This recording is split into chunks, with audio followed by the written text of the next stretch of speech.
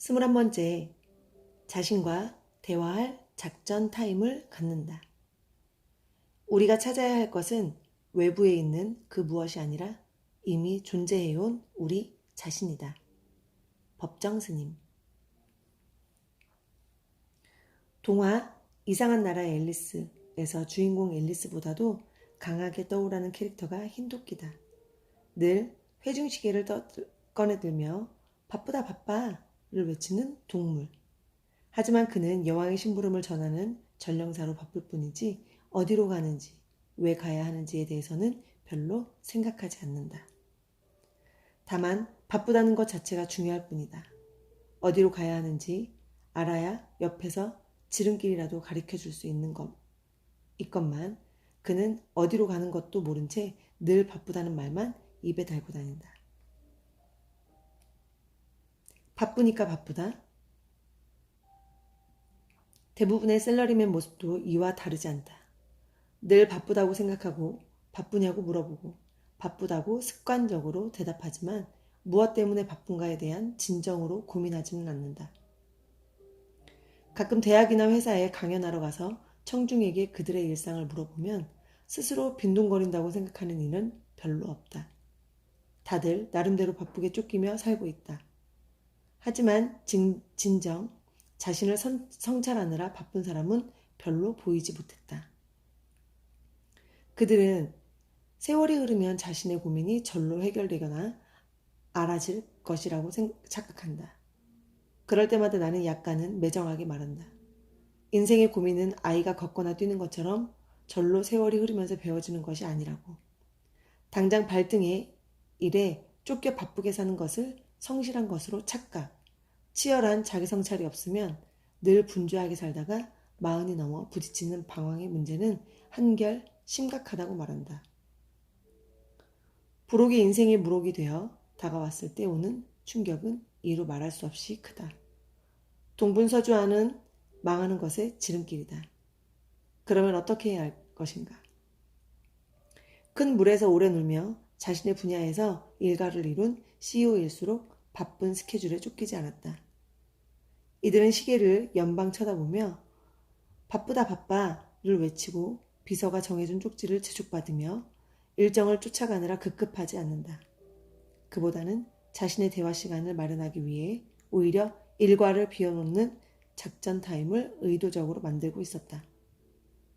CEO의 스타일에 따라 하루 중 일정 시간대를 비워 놓기도 하고 때로는 일주일 동안 요일을 특정 시간대를 비워 놓기도 했다. 그런 작전 타임을 통해 이들은 내면의 대화를 나눌 시간을 마련하고 있었다. 내면의 대화 시간이야말로 고품질 에너지를 충전할 수 있는 방법이란 것을 경험으로 체득했기 때문이다. 그래서 비즈니스맨보다 기업가란 우리말이 더 한층 적합하다고 이어령 전 문화부 장관은 지적한 바 있다. 기란 멈추어 서서 성찰하는 의미를 가진 반면 비즈니스맨은 말 그대로 그저 비지하게 동분서주 황망하기 때문이란 지적이다.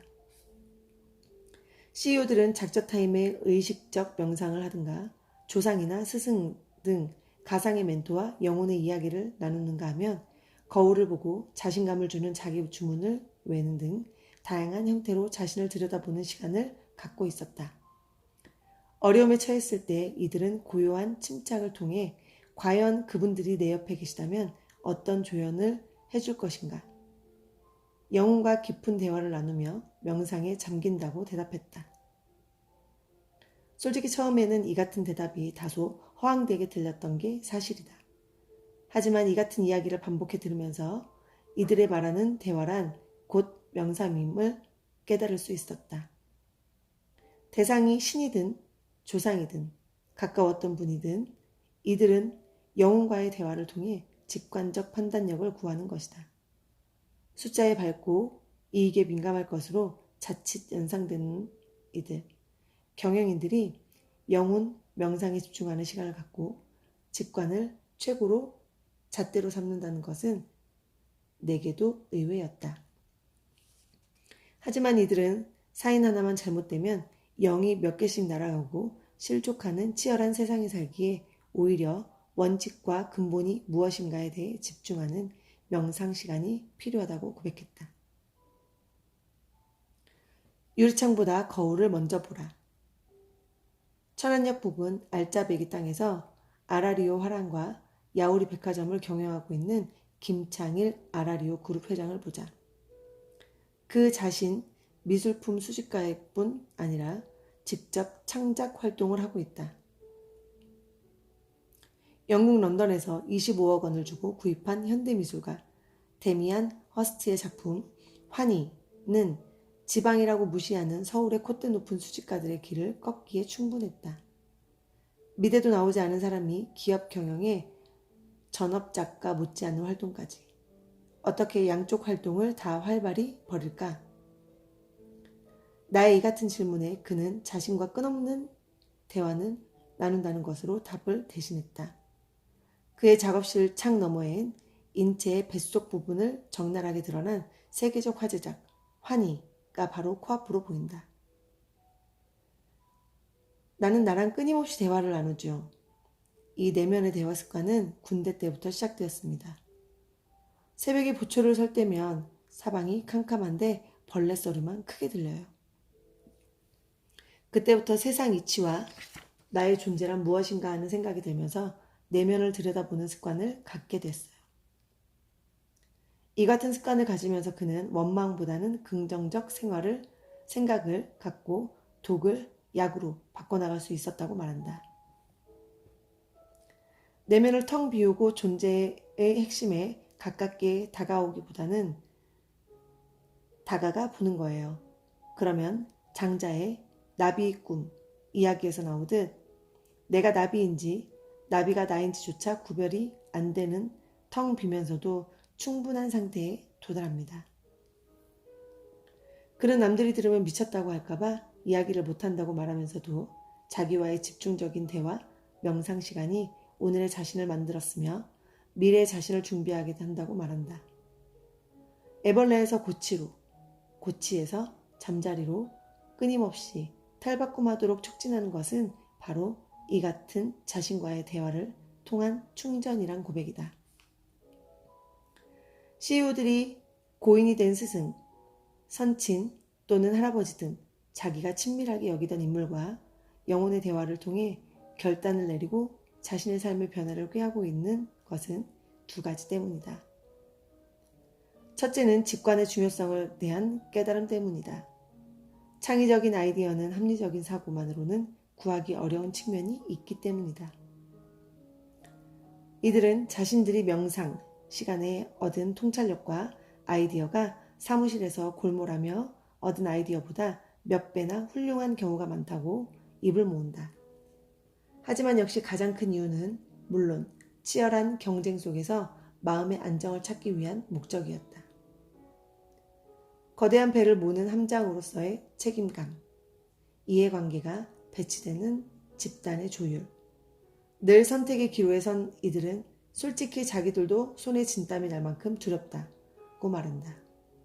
이럴 때 나누는 영혼의 대화는 원칙의 중심에 자신들을 갖다 놓으며 스스로 자신의 감정을 통제하고 세상의 찬사나 비난에 대해 일정 거리를 놓을 수 있는 자신감을 충전시킨다는 설명이다. 비워야 채울 자리가 생긴다. 비우는 것은 남을 볼 때가 아니라 자신을 바라볼 때 구해진다. 장수 경영자들은 그래서 유리창보다 거울을 먼저 보라고 조언한다.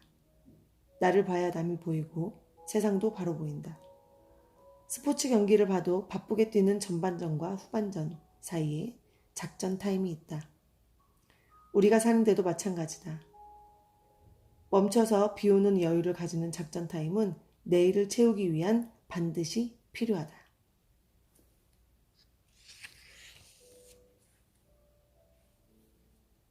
22번째, 브랜드 전략을 갖고 있다.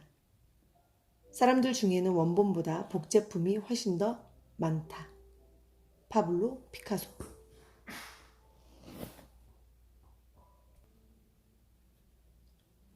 모 대기업에서 일하는 30대 중반의 L 과장. 그의 별명은 한때 2%였다. 2%가 모자라서가 아니다. 대입수능 전국 2% 안에 드는 것으로 테이프를 끊기 시작. 최고의 대학 그리고 대한민국에서 최고로 꼽히는 지금의 직장에 입사할 때도 늘 2% 안에 드는 우수한 성적으로 입사에 붙여진 별명이다. 하지만 현재 직장인으로서의 성공에도 2% 안에 드는가 생각하면 회의적이다. 지금 그에게 2%란 별명은 스스로 욕이거나 자주로밖에 들리지 않는다. 회사에서 구조조정 이야기가 나올 때마다 언제라도 회사에서 쫓겨나거나 한직으로 밀리는 상황이 발생할 것 같아 불안하다. 대한민국 2%의 자존심은 어디로 갔나 생각할 때마다 비감스럽기까지 하다. 엘 과장은 기획 시리즈인 직장인들의 풍속도를 채취하다 알게 된 나의 취재원이다. 지난 봄 오랜만에 만난 그는 끊었던 담배를 다시 피우게 되었다며 갑갑한 이야기를 풀어놓았다. 우리 아버지는 중졸 출신의 말단 은행원이셨습니다. 고속 승진을 거듭하는 왕별형은 아니셨습니다.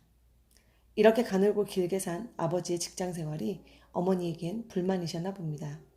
그래서 아버지의 쥐꼬리만한 월급에 빚까지 얻어가며 제게 사교육을 시키셨습니다. 늘 대한민국의 명문대, 명문 직장에 들어갈 것을 주문처럼 외우셨죠. 들어가는 것까지는 이루었지만 현재 제가 과연 아버지보다 더 나은 삶을 살고 있는지, 살 수 있는지 생각하면 의문입니다. 정년까지 직장에 다닐지도 불투명하고 김 기자도 알다시피 우리 연배의 직장인에게 정년까지 다닌다는 것은 소박한 소망이라기보다는 화려한 소망이 되지 않습니까? 학교의 우등생이었던 그가 어머니의 바람대로 회사에 짱은커녕 정년을 채우는 것조차 걱정하게 된 상황은 순전히 우리 사회에 급변하는 변화 탓일까? 사소한 것을 특별하게 여기는 것이야말로 브랜딩 능력. 내가 성공한 CEO들을 만나며 느낀 점은 그들은 자신의 브랜딩 능력이 탁월한다는 점이다. 긴 줄에 서며 무리에 붙이기보다는 자신이 남과 다른 것은 무엇인가를 집중적으로 모색하고 개발해왔다. 학교의 우등생이 사회의 우등생이 아니란 말은 흔히들 안다. 이는 학교의 성적이 우수한 학생들일수록 엄마의 치마폭에 쌓여 하라는 것만 열심히 할 뿐 자신의 생각에 따라 도전적 시도를 해볼 확률이 적다는 데서 비롯된 것이다. 학교에선 시키는 것만 열심히 하면 되겠지만 사회에선 다른 방식, 그것 플러스 알파가 없으면 앞에 엘 과장 경우처럼 대한민국 2%의 영예는 오히려 자신을 올가매는 비감스런 완장으로 변하기 십상이다. 뛰어난만으로는 부족하다. 브랜드, 직장인일수록 회사의 브랜드와 개인의 브랜드를 착각하는 경우가 많다. 그런 온실 속 직장인들일수록 자칫 브랜드 구축에 약하기 쉽고 온실 밖으로 튕겨져 나온 뒤에야 자신과 회사의 브랜드 격차에 좌절한다. 그러지 않기 위해서는 자기 고유의 브랜드가 있어야 한다. 경영 컨설턴트 톰 피터스는 블렌딩을 이렇게 말한다. 나는 이를 미치도록 확고하고 믿고 있다. 나 자신을 위해, 나의 작은 회사를 위해, 당신들을 위해 이를 확고하게 믿는다. 블렌딩 차별화, 이만한 것은 없다. 브랜딩은 매우 쉽지만 어려운 것이다. 문제는 당신은 누구인가? 누가 상관하겠는가? 당신이 다른 무언가는 무엇인가이다. 제미 아이사 IT 기업인으로 입지전적 성공을 거둔 제럴드 수 브로드미디어 코퍼레이션 회장. 타이완 출신의 그는 소수민족으로서 미국의 주류 사회에 어떻게 생존할 것인가에 대해 대학 졸업 때부터 줄곧 고민했었다고 털어놓았다. 키 작고 눈 찢어진 제가 100만 불짜리 턱시도를 갖춰 이분들 하얀 얼굴, 파란 눈은 백인 만큼 폼나겠습니까? 그렇다면 나의 차별성을 살리는 방법은 무엇일까 생각해 보았습니다. 차라리 열정적 프레젠테이션으로 카리스마를 만들어야겠다고 결심했죠. 양복 사는데 돈은 쓰지 않았지만 프레젠테이션 하는 수업을 듣는 데는 대통령을 코치하는 인류 전문가를 모시는 등 돈을 아끼지 않았습니다. 정인태 아웃백 스테이크 하우스 사장, 그의 첫 직장은 롯데호텔이었다. 올림픽 특수가 일며 관광, 인력, 러브콜이 잇따랐고 선배나 동기들이 모두들 관광공사 등 폼나는 직장을 취재했다. 그는 호텔의 웨이터가 되어 낮은 데에서부터 임하는 길을 기꺼이 선택했다. 직업의 귀천을 떠나 호텔 서비스업의 종사자로 처음부터 차근차근 시작하겠다는 각오 때문이었다. 모두들 선호하는 직장으로 들어가 같은 선택을 했다면 그는 오늘날의 자리에 오를 수 없었을 것이다. 남들을 따라하는 선택은 쉽다. 1등보다는 1호가 되어 자신만의 길을 개척하는 것. 그것이야말로 참다운 브랜딩 능력이다. 유명 탤런트 Y씨는 데뷔 시절 대사 한마디 없는 음식점 배달부 역할을 하면서도 접시 몇십 개를 포개는 묘기에 가까운 연습을 필땀 흘려 했고 그것이 결국 프로듀서의 눈에 들어 주역으로 발탁되었다고 한다. 최초이든 최고이든 최대이든 유일이든 어느 분야에서든 무엇이든 좋다. 당신만의 것을 만들어라. 가려움증을 호소하면서 남의 다리만 긁으면 고통에서 결코 헤어나올 수 없다. 브랜드는 아이템이 아니라 가치관 프로젝트다. 조직형 리더이든 창업형 리더이든 성공한 CEO들은 아무개 하면 떠오르는 분명한 가치를 갖고 있다. 혁신 전도사, 글로벌 CEO, 한국의 제일 웰치, 구조조정의 명승부사, 그리고 그것을 만들기 위해 지성으로 노력했다. 남들이 만들어 놓은 가치관의 궤도를 따라 강시처럼 콩콩 뛰는 삶을 살기보다는 좁은 가시밭길을 헤쳐나가며 새 길을 만드는 노력을 기울였다. 자신이 얼마나 남의 수준만큼 할 수 있나, 왜 할 수 없나에 대해 구구이 설명하고 가라앉아 있기보다는 나만의 것을 어떻게 만들 수 있나에 생각을 집중했다. 차별화란 브랜드 작업은 지도 밖으로 뛰쳐나가 새로운 길을 찾아 나서는 작업이다. 신대륙을 찾아 나서면서 예전에 남이 만들어 놓은 지도를 가지고는 결코 찾을 수 없다. 자신의 브랜드를 만드는 것은 없던 이미지를 발명하고 숨겨진 자신만의 블루오션을 발견하는 일이다.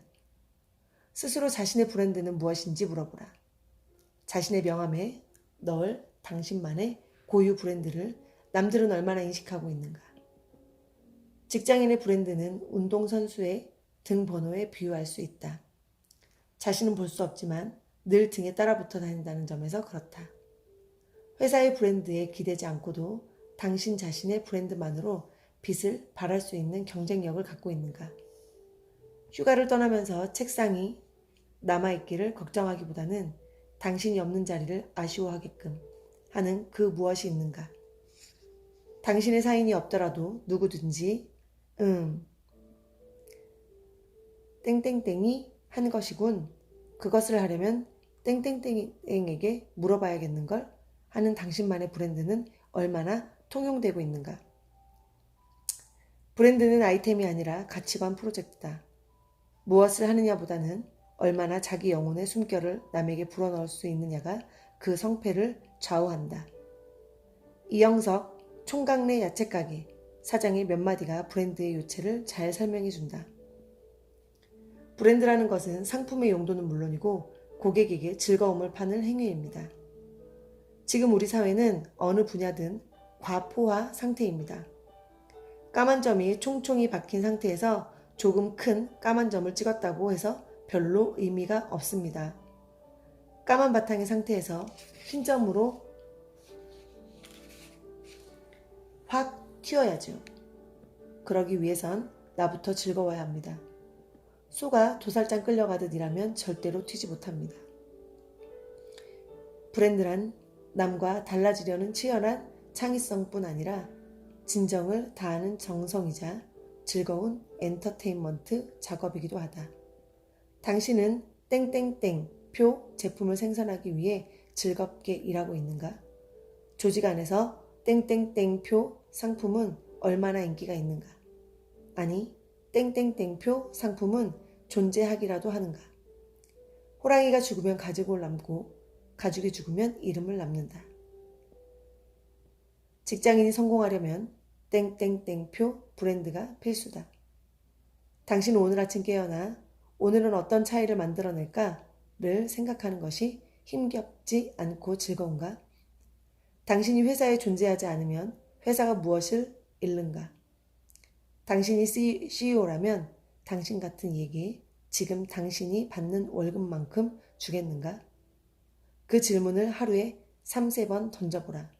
그것에 대한 답변이 선명해질수록 직장 수명은 길어진다.